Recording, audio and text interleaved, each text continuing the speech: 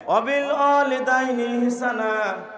আল্লাহ পাক ডেকে বললেন, ও যুবকেরা, পিতামাতার সহিত সৎ ব্যবহার করবে। কি ব্যবহার করবে? সৎ ব্যবহার, ভালো ব্যবহার করবে। অনেকেই পিতামাতার সাথে অসৎ ব্যবহার করে, গলা ঝাঁঝরা দিয়ে কথা বলে।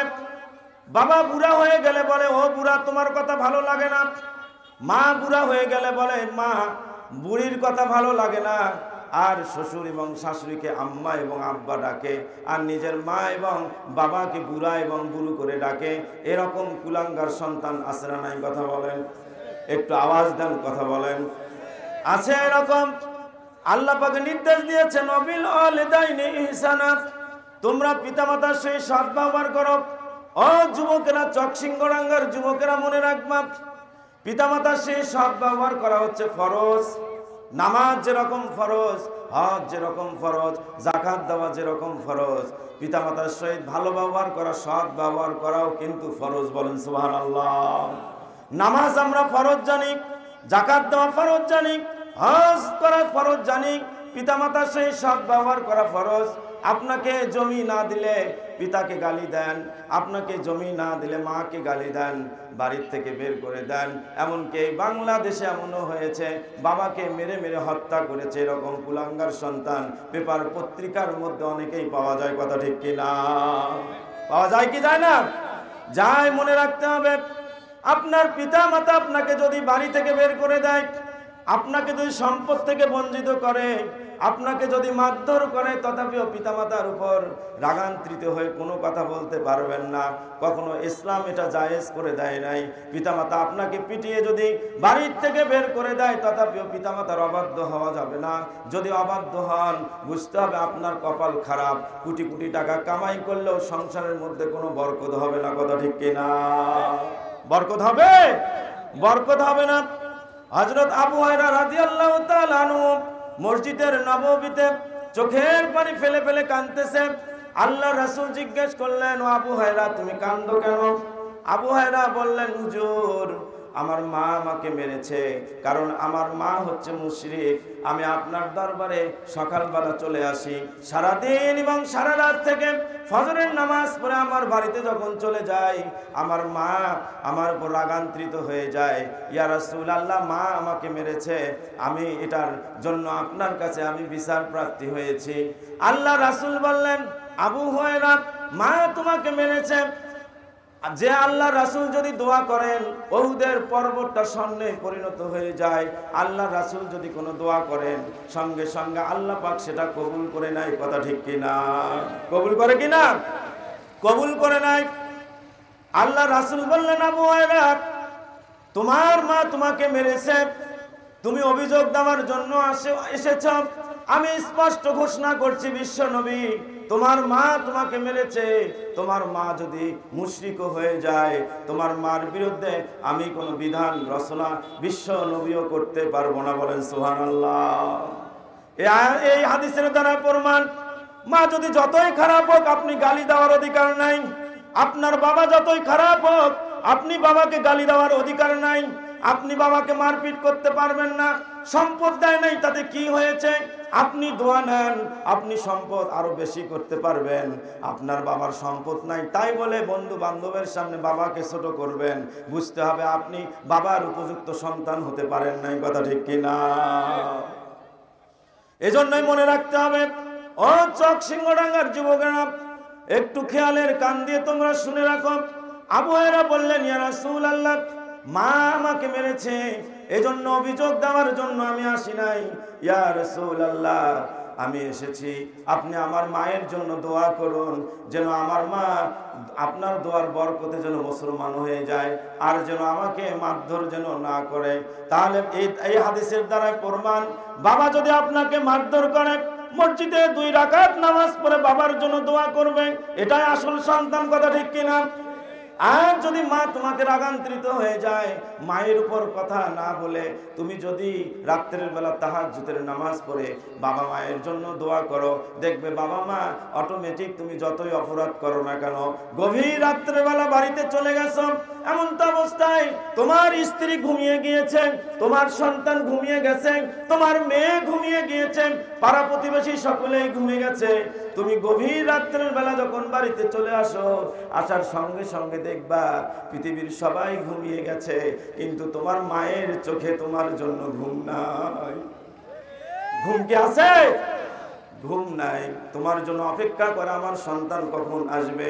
এমন একজন মা, এমন বাবা আমাদের। এজন্যই বাবা মার সঙ্গে বেয়াদবি করা যাবে না। আবু হুরায়রা বলল, ইয়া রাসূলুল্লাহ, আপনি আমার মায়ের জন্য দোয়া করুন। সঙ্গে সঙ্গে আল্লাহ রাসূল হাত তুললেন, দোয়া করবেন। এমন তো অবস্থায় দোয়া করতেছিলেন, আবু হুরায়রা বাজার দিয়ে দৌড় দিলেন। বাজারের লোকেরা বলতে লাগলো, ও আবু হুরায়রা, তুমি দৌড়াও কেন? এত শান্ত মানুষ, এত নরম ভদ্র মানুষ, কারো সঙ্গে তোমার ঝগড়াঝাটি হয় না, ক্যাসাল হয় না, এত শান্ত মানুষটা আজকে কেন বাজার দিয়ে দৌড় দিচ্ছে? সঙ্গে সঙ্গে পিছন থেকে পাঞ্জাবি টেনে ধরলেন, আবু হুরায়রা তুমি যাও কোথায়? আবু হুরায়রা চিৎকার করে বলতে লাগলো, ও আমার ভাইরা, ও আমার সাথীরা, আমার জামাটা ছেড়ে দাও। আল্লাহ রাসূল মসজিদের নববী থেকে দোয়া করতেছে, এই দোয়া দেখি আল্লাহর আরশে আগে পৌঁছে কিনা, আর আমি আবু হুরায়রা তার আগে বাড়িতে পৌঁছে যেতে পারি কিনা, বলেন সুবহানাল্লাহ। ও চক সিংহডাঙ্গার যুবকেরা, আবু হুরায়রা দৌড়ে গিয়ে বাড়িতে পৌঁছে গেল। পৌঁছে যাওয়ার সঙ্গে সঙ্গে বাড়ির দরজার মধ্যে শব্দ করলেন। তার মা ভিতর থেকে বলল, কে? সঙ্গে সঙ্গে তার মায়ের গলার স্বর শুনে বুঝতে পারলেন তার মায়ের আগের মতো কর্কশ আর গলার শব্দ নাই। বললেন, আমি আবু হুরায়রা। আবু হুরায়রা বর্ণনা করলেন, আমার মা বললেন, আবু হুরায়রা রে, অপেক্ষা করো, আমি একটু গোসল করে আসি। তিনি কিছুক্ষণ অপেক্ষা করার পর দরজা খুলে দিলেন। দেখতে পেলেন তার মা গোসল করে এসেছে, চুল দিয়ে টপ টপ করে পানি পড়তেছে।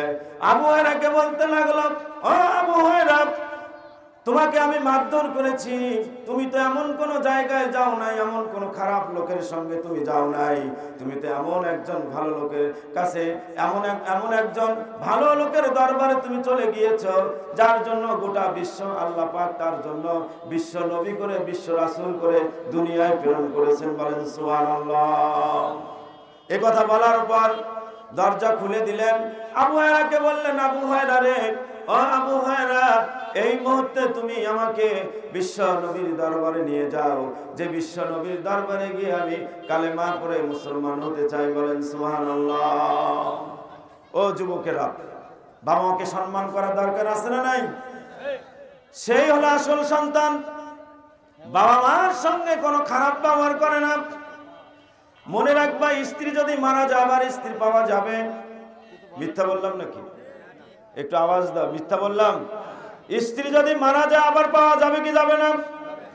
অনেক যাবে।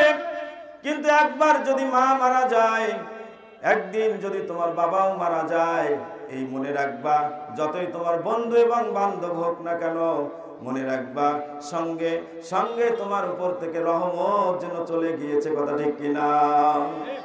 একজন এসে বলল, হুজুর, আজকে রাত্রির বেলা, আমি রাত্রির বেলা স্বপ্নে দেখতে পেলাম আপনার দাড়িগুলো নূরের মতো চমকাচ্ছে। ওই হুজুর কান্না করে বলতে লাগলো, তুমি সঠিক স্বপ্ন দেখেছ, কারণ আমার অসুস্থ মায়ের পা আমার দাড়ি মুবারক দ্বারা আমি মুছে দিয়েছি, যার কারণে আল্লাহ পাক এরকম আমার দাড়ির মধ্যে নূর পয়দা করে দিয়ে সম্মানিত করেছে, বলেন সুবহানাল্লাহ। 10 মাস 10 দিন গর্ভে ধরিয়া আমাদের করেছেন ঋণী, গায়ের চামড়া কাটিয়া দিলেও, গায়ের চামড়া কাটিয়া দিলেও সেই ঋণ শোধ হবে না জানি মা, সেই ঋণ শোধ হবে না জানি। কথা ঠিক কিনা? সবাই পড়েন, 10 মাস 10 দিন গর্ভে ধরিয়া আমাদের করেছেন ঋণী, গায়ের চামড়া কাটিয়া দিলেও, গায়ের চামড়া কাটিয়া দিলেও সেই ঋণ শোধ হবে না জানি মা, সেই ঋণ শোধ হবে না জানি। কথা ঠিক কিনা? বলেন সুবহানাল্লাহ। যে 10 মাস 10 দিন পেটে ধারণ করলেন, আপনাকে আমাকে 10 মাস 10 দিন মা পেটে ধারণ করেছে। আল্লাহ রাসূল বললেন, একজন সাহাবী আল্লাহ রাসূলকে বললেন, ইয়া রাসূলুল্লাহ, পিতামাতার সন্তানের উপর কি হক আছে? মনে রাখবে, আল্লাহ রাসূল বললেন সবচেয়ে বড় হকদার হচ্ছে তোমার মা। কথা বলেন কে? একটু আওয়াজ দেন, কথা বলেন। সর্বোত্তম হকদার হচ্ছে তোমার মা। সাহাবী জিজ্ঞেস করলেন, ইয়া রাসূলুল্লাহ, তারপর কে? বললেন তোমার মা। তারপর বললেন তোমার কে? এরপর বললেন মা। আবার বললেন কে? বললেন তোমার বাবা। মনে রাখতে হবে, মা তোমাকে 10 মাস 10 দিন পেটে ধারণ করেছে। যখন মা গর্ভবতী হয়ে গিয়েছে, সঙ্গে সঙ্গে সবাই বাড়ির খেয়েছে। তার যখন ক্ষুধা লেগেছে, একাই যখন খেতে বসেছে, দেখতে পাচ্ছে তিনি যখন 2-1 লোকমা খাবার খেয়েছেন, আমরা পেটের ভিতর থেকে তাকে লাথি দিয়েছি, হাত দিয়ে ঘুতা দিয়েছি, পা দিয়ে ঘুতা মেরেছি। মা এই ঘুতার বেদনার চোটে চোখ দিয়ে পানি পড়েছে। মা খেতে পারে নাই, খালি প্লেটটা সামনের দিকে দিয়ে আবার না খেয়ে উঠেছে। যে মা 10 মাস 10 দিন তোমাকে আমাকে পেটে ধারণ করলো, এত কষ্ট করলো, আল্লাহ রাসূল বলেছেন প্রসব বেদনার যন্ত্রণা মৃত্যুর যন্ত্রণার চেয়ে কোনো কম নয়। যদি এরকম মৃত্যুর যন্ত্রণা পাওয়ার পর আপনাকে আমাকে পৃথিবীর মুখ দেখালো, যেই মা আল্লাহ পাক রব্বুল আলামিন সন্তান হওয়ার সঙ্গে সঙ্গে ওই সন্তানের চেহারা মোবারকের দিকে তাকিয়ে সব প্রসব বেদনার যন্ত্রণার কথা তিনি ভুলে যায়। বলেন সুবহানাল্লাহ। এজন্য বুঝতে হবে, বাবা মার সঙ্গে সম্পর্ক ভালো রাখতে কি হবে না হবে? কি হবে না? কথা বলেন। হবে।